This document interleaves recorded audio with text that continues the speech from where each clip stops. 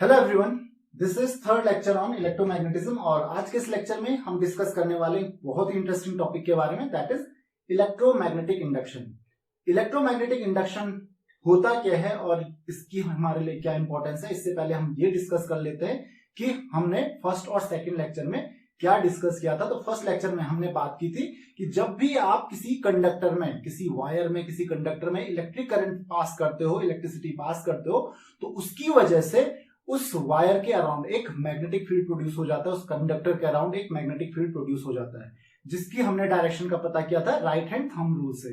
और उसके बाद हमने सेकंड लेक्चर में पढ़ा था कि जब भी आप किसी करंट कैरिंग कंडक्टर को, जिसमें ऐसा कंडक्टर जिसमें करंट फ्लो हो रही है, उसको अगर आपने कहां पे प्लेस किया, किसी दूसरे मैग्नेटिक फील्ड में प्लेस किया, तो उस पर एक फोर्स लगता है और उस फोर्स की डायरेक्शन हम फ्लेमिंग्स लेफ्ट हैंड रूल से पता करते हैं। तो ये दो चीजें हमने डिस्कस की थी। तो बेसिकली हमने एक चीज पढ़ी थी कि जब भी एक करंट कैरिंग कंडक्टर में आप उसको ऑब्जर्व करते हो तो उसमें हमेशा एक मैग्नेटिक फील्ड प्रोड्यूस होता है, यानी कि जस्ट किसी कंडक्टर में आप करंट फ्लो कर दो, वो एक मैग्नेट की तरह भी बिहेव करने लगेगा, उसमें मैग्नेटिक फील्ड भी प्रोड्यूस होने लगेगा। तो इसी पे बेस्ड है आपका इलेक्ट्रोमैग्नेटिक इंडक्शन, एकदम उल्टा, कि अगर किसी करंट कैरिंग कंडक्टर में अगर मैग्नेटिक फील्ड प्रोड्यूस हो रहा है, यानी कि अगर एक कंडक्टर है, आपने उसमें करंट फ्लो करना शुरू किया, उसमें करंट फ्लो हुई, तो उसकी वजह से अगर मैग्नेटिक फील्ड प्रोड्यूस हुआ, तो क्या ऐसा नहीं हो सकता है कि मैग्नेटिक फील्ड की वजह से करंट प्रोड्यूस हो जाए?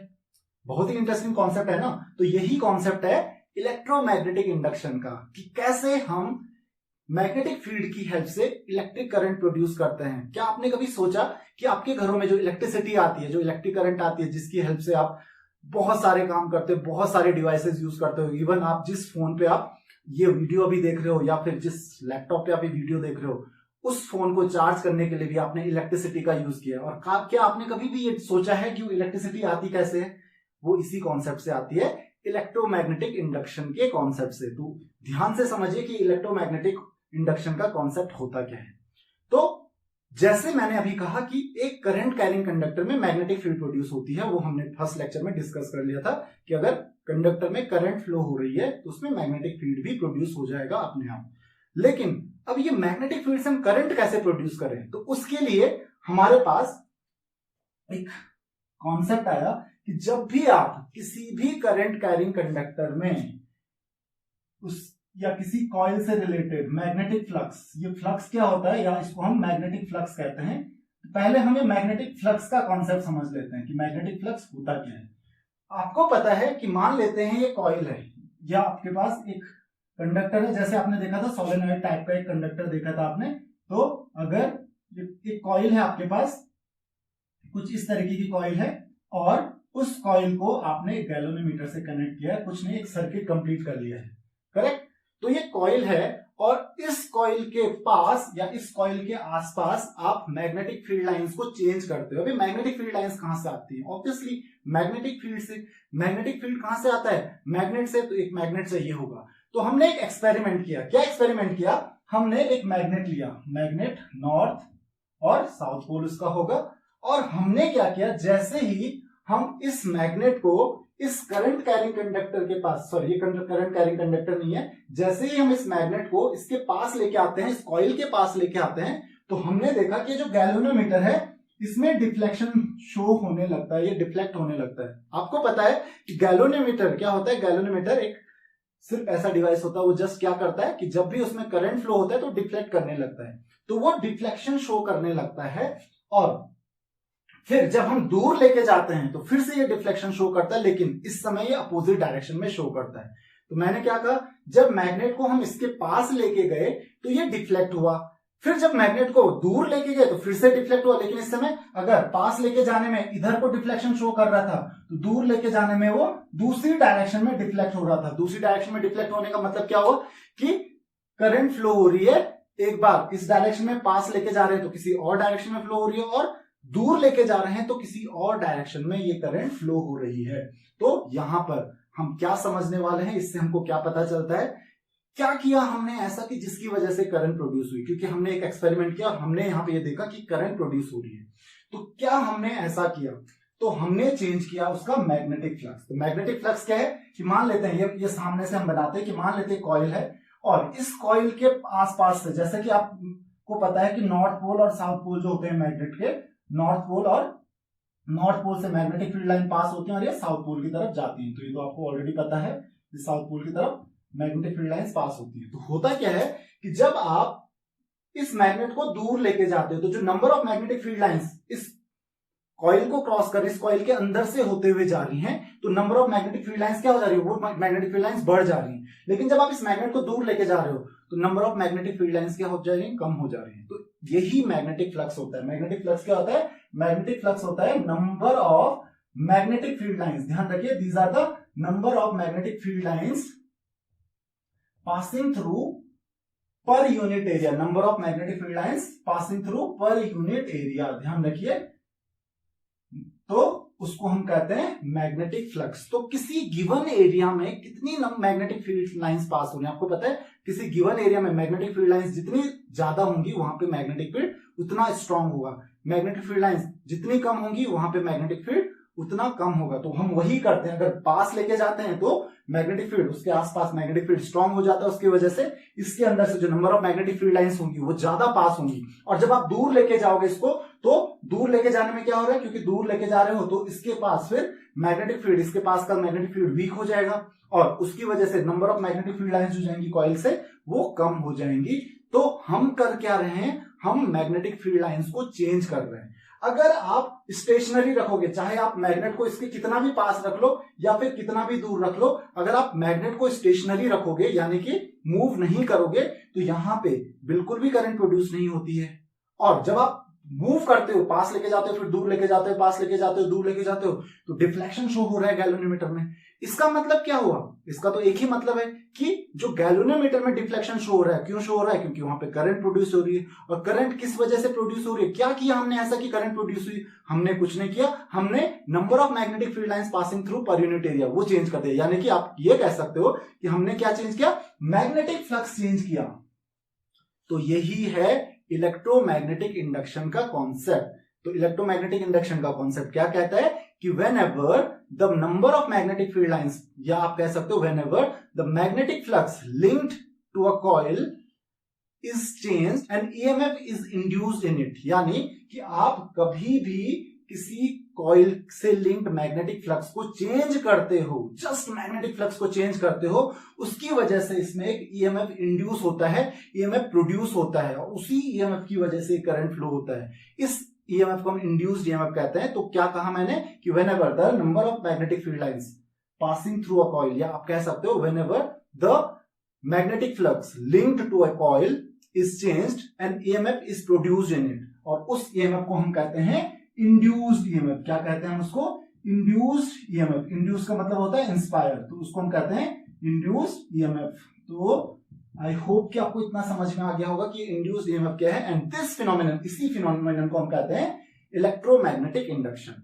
अब इलेक्ट्रोमैग्नेटिक इंडक्शन के कॉन्सेप्ट को समझने के लिए हमको यह समझना पड़ेगा कि Faraday's laws of electromagnetic induction होते क्या हैं। इससे आपको क्लियरली समझ में आ जाएगा कि किस तरीके से हम मैग्नेटिक फील्ड की हेल्प से इलेक्ट्रिसिटी प्रोड्यूस कर सकते हैं, क्योंकि आपने कुछ नहीं किया, आपने मैग्नेट को मूव किया और इलेक्ट्रिसिटी प्रोड्यूस हो गई, ऑब्वियसली इलेक्ट्रिक करंट फ्लो होना शुरू हो गया।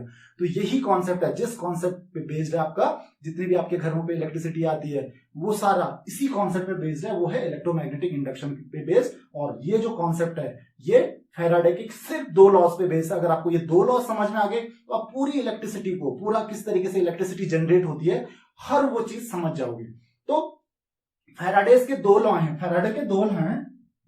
पहला है फैराडेज फर्स्ट लॉ। तो फैराडेज फर्स्ट लॉ बात करता है इलेक्ट्रोमैग्नेटिक इंडक्शन की, कि किस तरीके से ईएमएफ इंड्यूस होता है, जो मैंने अभी बात कही इलेक्ट्रोमैग्नेटिक इंडक्शन की definition, that whenever the magnetic flux linked to a coil is changed and EMF is produced in it. तो ईएमएफ किस तरीके से प्रोड्यूस करना है, जस्ट आपको सिर्फ और सिर्फ क्या करना है, मैग्नेटिक फ्लक्स चेंज करना है किसी कॉइल से लिंक्ड। तो आप मैग्नेटिक फ्लक्स को चेंज करते रहो, कम से ज्यादा करो, ज्यादा से कम करो, फिर कम करो, ज्यादा करो, कम करो, ज्यादा करो, चेंज करते अगर रहोगे आप तो ईएमएफ प्रोड्यूस होता रहेगा। कॉन्सेप्ट यही है, चेंज होता रहना चाहिए, कम ज्यादा चेंज होता रहना चाहिए, तो आपका ईएमएफ प्रोड्यूस हो जाएगा। ये है आपका Faraday's first law. Faraday's first law क्या बताता है कि ईएमएफ किस तरीके से आप मैग्नेटिक फील्ड की हेल्प से प्रोड्यूस कर सकते हो। फिर सेकंड लॉ क्या बताता है फैराडेज, सेकंड लॉ क्या बताएगा फिर, तो फैराडे सेकंड लॉ ये बताता है, ये तो बता दिया कि जो ईएमएफ है वो किस तरीके से प्रोड्यूस होगा। सेकंड लॉ ये बताता है कि कितना प्रोड्यूस होगा। तो क्या बोलता है सेकंड लॉ, ये कहता है कि the magnitude of EMF produced is, ये आप कह सकते हो magnitude of EMF induced is directly proportional to the rate of change of magnetic flux. जिस रेट से मैग्नेटिक फ्लक्स चेंज हो रहा है उस रेट पे ही डिपेंड करता है कौन, इंड्यूस्ड ईएमएफ। तो ये कह रहा है कि induced EMF is directly proportional to, ध्यान रखिए, कहता है कि induced EMF is directly proportional to rate of change of magnetic flux.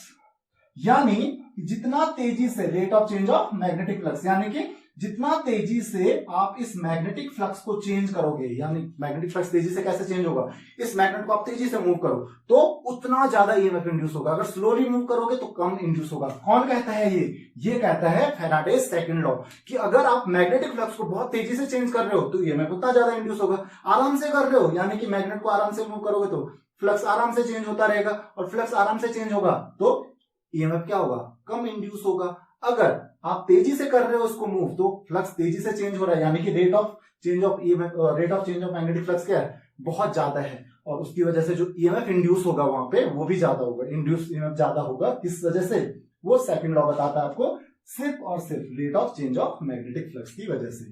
तो आई होप कि आपको इतना समझ में आ गया होगा, और सिर्फ ये दो लॉ समझना, आपको पूरी इलेक्ट्रिसिटी इन दो लॉस पे ही बेस्ड है ना। अब हम चलते हैं फ्लेमिंग्स राइट हैंड रूल की तरफ, कि फ्लेमिंग्स राइट हैंड रूल क्या कहता है। तो फ्लेमिंग्स राइट हैंड रूल आपको बताता है इस इंड्यूस्ड ईएमएफ की डायरेक्शन। तो देखो अभी तक हमने 2-3 रूल पढ़ लिए, ये तीसरा रूल है। तो पहला रूल हमने पढ़ा था राइट हैंड थंब रूल। तो राइट हैंड थंब रूल आपको क्या बताता है, राइट हैंड थंब रूल, तो राइट हैंड थंब रूल आपको क्या बताता था कि अगर किसी भी कंडक्टर में करंट फ्लो हो रही है तो उसकी वजह से जो मैग्नेटिक फील्ड प्रोड्यूस होगा उसकी डायरेक्शन क्या होगी। फिर हमने पढ़ा फ्लेमिंग्स लेफ्ट हैंड रूल, क्योंकि डिफरेंस क्रिएट करना बहुत ज्यादा जरूरी है, डिफरेंस समझना बहुत ज्यादा जरूरी है आपको, अदरवाइज आप मिक्स कर लोगे चीजों को। तो फ्लेमिंग्स लेफ्ट हैंड रूल ये बताता है कि अगर किसी कंडक्टर में करंट फ्लो हो रही है, ऑलरेडी फ्लो हो रही है, यहाँ पे अभी हमने प्रोड्यूस नहीं की है, फ्लो हो रही है करंट, और उसको आपने किसी मैग्नेटिक फील्ड में रख दिया तो उस पर फोर्स किस डायरेक्शन में लगेगा, ये बताता है फ्लेमिंग्स लेफ्ट हैंड रूल। वहां पे आपने पढ़ा था कि तीनों उंगलियां जो है आपके लेफ्ट हैंड में, जो ये तीनों उंगलियां हैं, इनको क्या करना है, एक दूसरे के म्यूचुअली परपेंडिकुलर रखना है, और जो आपका ये इंडेक्स फिंगर होगी, ये मैग्नेटिक फील्ड की डायरेक्शन में इसको लगाना है, इसको किस डायरेक्शन में रखना है, करंट की डायरेक्शन में, तो आपको पता चल जाएगा कि फोर्स किस डायरेक्शन में लगेगा। और यहाँ पे जो आपका फ्लेमिंग्स राइट हैंड रूल ये क्या बताता है, ये बताता है कि जो ईएमएफ इंड्यूस होता है या जो इंड्यूस करंट होता है, उस ईएमएफ की वजह से अगर ईएमएफ प्रोड्यूस होगा तो उसकी वजह से सर्किट में करंट भी फ्लो होगा, उसकी डायरेक्शन क्या होगी। तो ये कौन बताता है, फ्लेमिंग्स राइट हैंड रूल। तो फ्लेमिंग्स राइट हैंड रूल आपको पता चल गया होगा किस चीज के लिए, इंड्यूस्ड ईएमएफ या फिर इंड्यूस करंट की डायरेक्शन बताने के लिए। तो same almost Fleming's left hand rule के ही जैसा है। तो ये यही कहता है कि अगर आप अपने राइट हैंड की थंब, इंडेक्स फिंगर और सेंट्रल फिंगर तीनों को क्या करोगे, इस तरीके से रखोगे कि तीनों एक दूसरे के म्यूचुअली परपेंडिकुलर हैं, और जो आप मूवमेंट देख रहे हो, ये जो फिंगर है ये आपको दिख रहा है, जो इंडेक्स फिंगर है, इस फिंगर में ये फिंगर क्या शो करता है, मैग्नेटिक फील्ड की डायरेक्शन शो करता है। थंब जो है, थंब शो करता है मोशन ऑफ कंडक्टर को, और ये जो फिंगर है, जो आपके सेंट्रल फिंगर है, ये क्या शो करेगी, ये शो करेगी इंड्यूस करंट की डायरेक्शन को, या आप कह सकते हो इंड्यूस ईएमएफ की डायरेक्शन को। तो क्या कहता है Fleming's right hand rule, same इसी तरीके से लेफ्ट हैंड रूल से कंपेयर करो। तो लेफ्ट हैंड रूल किसी और चीज के लिए होता है, वो ये बताता है कि अगर किसी करंट कैरिंग कंडक्टर को आपने मैग्नेटिक फील्ड में रखा तो उस पर कितना फोर्स लगेगा। तो वहां पे भी देखो, वहां पे भी क्या था, जो आपकी सेंट्रल फिंगर थी वो करंट की डायरेक्शन शो कर रही थी। करंट की डायरेक्शन तो मुझे वहां पे पहले से ही पता थी, और मुझे मैग्नेटिक फील्ड की डायरेक्शन भी पता थी, क्योंकि जिस मैग्नेटिक फील्ड में मैंने रखा हुआ है उसके नॉर्थ और साउथ पोल का मुझे पता है, तो ऑब्वियसली मैग्नेटिक फील्ड की डायरेक्शन भी पता होगी। मुझे पता क्या नहीं था वहां पे, कि फोर्स कहां पे लगेगा, तो उसके लिए लेफ्ट हैंड रूल था। यहां पे भी देखो लगभग सेम है। यहां पे देखिए ये क्या किया हमने, this is the direction of magnetic field, same है, this is the movement of conductor. देखो हम एक्चुअल में क्या करते हैं, आप एक चीज देख लीजिए, अगर आप इसको ना मैग्नेट को मूव करोगे तो मैग्नेट के मूव करने से क्या होगा, मैग्नेटिक फ्लक्स चेंज होगा। मैग्नेट को स्टेशनरी रखो और मैग्नेट की जगह पे कॉइल को मूव करने लग जाओ तो उससे भी बात सेम ही रहेगी, मैग्नेटिक फ्लक्स ही तो चेंज करना है, चाहे आप कॉइल को मूव करो या फिर आप मैग्नेट को मूव करो। तो कॉइल या मैग्नेट में से किसी को भी मूव करो। प्रैक्टिकली एक्चुअली हम करते क्या है, एक्चुअली मैग्नेट को मूव नहीं करते हैं, एक्चुअली हम जो कॉइल है उसी को मूव करते हैं। तो ये यही बता रहा है कि कॉइल जो है यानी कि कंडक्टर जो है, कॉइल का जो मूवमेंट है, कंडक्टर का जो मूवमेंट है, ठीक है, ये कौन बताता है? थंब बताता है। यानी कि थंब पे किस डायरेक्शन में, यानी कि उस पे किस डायरेक्शन में फोर्स लग रहा है। ऑब्वियसली जिस डायरेक्शन में फोर्स लगेगा उसका मूवमेंट उसी डायरेक्शन में होगा। तो ये थंब क्या बताता है? Motion of conductor. जैसे वहां पे बताता, थंब क्या बताता? फोर्स बताता था। तो फोर्स उसी डायरेक्शन में, जिस डायरेक्शन में फोर्स लगेगा मोशन ऑफ कंडक्टर उसी डायरेक्शन में होगा। थंब क्या बताता है कि मोशन किस डायरेक्शन में हो रहा है कंडक्टर का। दूसरा, ये जो आपकी इंडेक्स फिंगर है ये क्या बता रही है कि मैग्नेटिक फील्ड की डायरेक्शन क्या है। तो मैग्नेटिक फील्ड, आपने मैग्नेट लिया तो उसका मैग्नेटिक फील्ड की डायरेक्शन पता ही होगी आपको। और तीसरा, ये आपकी जो सेंट्रल फिंगर है ये बताती है कि फिर किस डायरेक्शन में करंट इंड्यूस होगा। तो जो एक्चुअली कन्वेंशनल करंट थी और इंड्यूस करंट थी, उन दोनों की डायरेक्शन देखो बिल्कुल अपोजिट है, एक दूसरे के एकदम अपोजिट है। देखो उस समय करंट इस डायरेक्शन में थे और अभी जो इंड्यूस करंट है इस डायरेक्शन में है। और यहीं से हम जाते हैं लेंजेस लॉ पे। यहां पे मैंने लिखा नहीं है लेंजेस लॉ। तो ये लेंजेस लॉ, लेंस का लॉ क्या कहता है? लेंस का लॉ यही चीज कहता है कि जो इंड्यूस्ड ईएमएफ होता है या इंड्यूस करंट होता है वो इस तरीके से इंड्यूस यानी कि इस तरीके से प्रोड्यूस होता है कि वो अपने ही कॉज को अपोज करता है। ये किसकी वजह से प्रोड्यूस हुआ है? ये प्रोड्यूस हुआ है मैग्नेटिक फील्ड में चेंज लाने की वजह से। तो आपने मैग्नेटिक फील्ड में चेंज लेके आए, उसकी वजह से प्रोड्यूस किया, तो उसी को वो अपोज करेगा। जिसकी वजह से प्रोड्यूस हो रहा है उसी वजह को, उसी कॉज को अपोज कर रहा है। तो ध्यान रखिए कि लेंजेस लॉ क्या कहता है कि इंड्यूस्ड ईएमएफ और induced current is produced in a direction such that it opposes the cause because of which it is produce. जिसकी वजह से इंड्यूस हुआ है, जिसकी वजह से प्रोड्यूस हुआ है, उसी को अपोज करता है। इस तरीके से ये प्रोड्यूस होता है। तो यहां पे देख लीजिए, अगर यहां पे आपको समझना हो तो यहां पे क्या किया आपने, यहां पे आप क्या कर रहे हो, इसको पास लेके जा रहे हो। पास लेके जा रहे हो तो क्या कहा मैंने कि अपने कॉज को अपोज किया करेगा। तो आप पास लेके जा रहे हो तो इसको अपोज करेगा, यानी कि वो नहीं चाहता है कि पास आए। तो पास ना आए उसके लिए यहाँ पे नॉर्थ पोल जनरेट कर देगा। नॉर्थ पोल कैसे जनरेट होगा? खुद एक इलेक्ट्रोमैग्नेटिक बन जाएगा, इलेक्ट्रोमैग्नेट बन जाएगा, खुद ही अपने आप में करंट प्रोड्यूस कर लेगा। और इसी वजह से ये ईएमएफ यहाँ पे इंड्यूस होती है।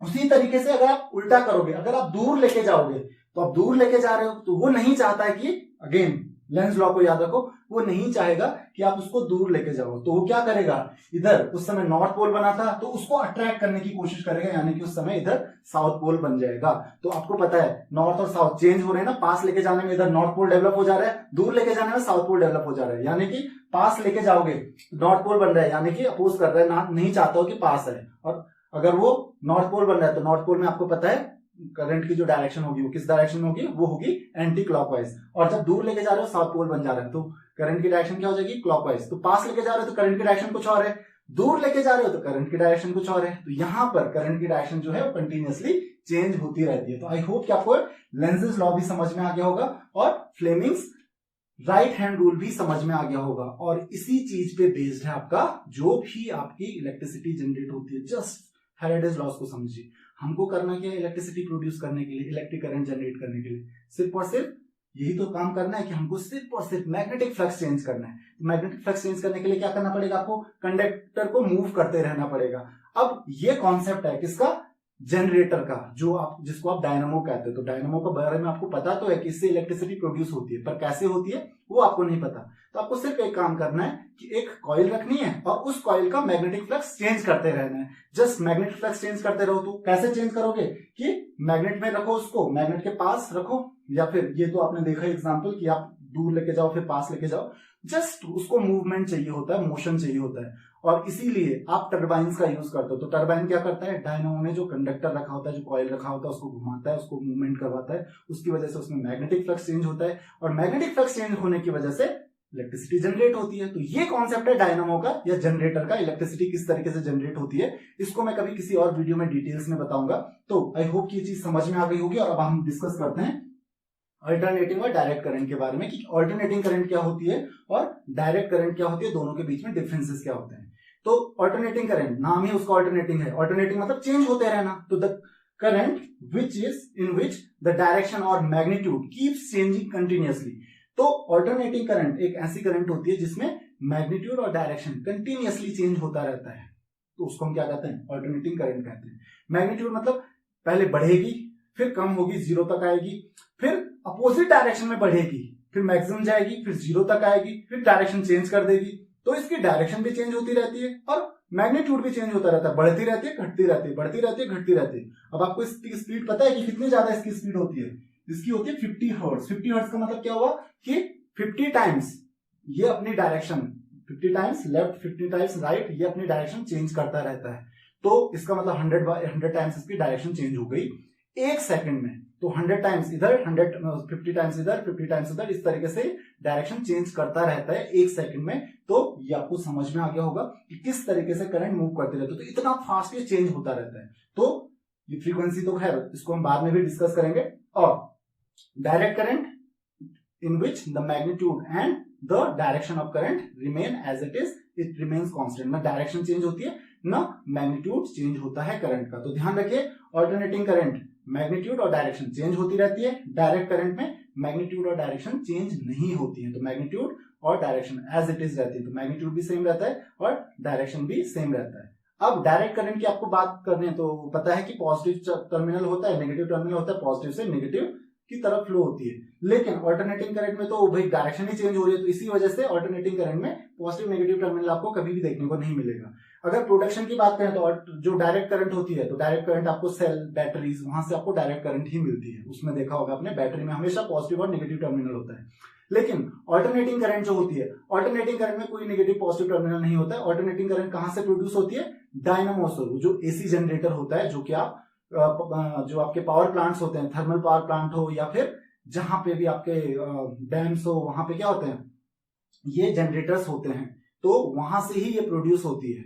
आपको इसीलिए आपने देखा होगा कि आपके घर में जो वायर्स आती हैं उसमें पॉजिटिव नेगेटिव नहीं होता है, क्योंकि वो एसी होती है।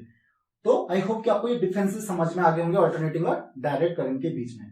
अब बात करते हैं advantages of AC over DC. बहुत बड़ा एडवांटेज है एसी का ओवर डीसी, और यही रीजन है कि हम सब एसी बहुत ज्यादा यूज में लेके आते हैं, डीसी को हम बहुत कम यूज करते हैं। इसका रीजन क्या है?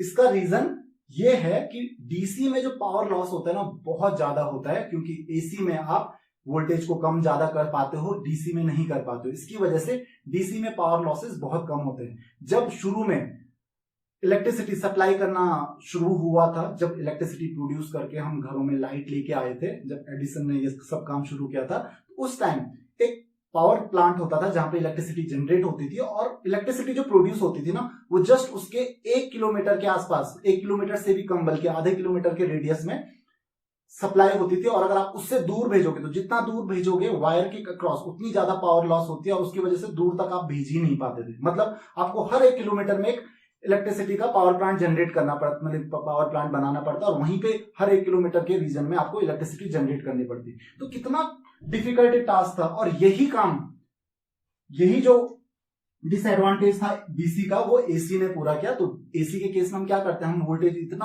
हाई कर देते हैं, करंट इतना कम कर देते हैं कि पावर लॉस एकदम कम हो जाता है। तो एसी में पावर लॉसेज हमेशा बहुत कम होते हैं, जबकि डीसी में पावर लॉसेज बहुत ज्यादा होते हैं। और यही एसी का एक एडवांटेज है, और यही रीजन है कि हम बड़ी बड़ी इंडस्ट्रीज हो गई या फिर अपने घरों में हो गए, हर अप्लायंस जो यूज करते हैं, मोस्टली 99% अप्लायंसेज आपके एसी पे वर्क करते हैं, एसी से वर्क करते हैं। तो आई होप कि आपको ये सारी चीजें समझ में आ गई होंगी।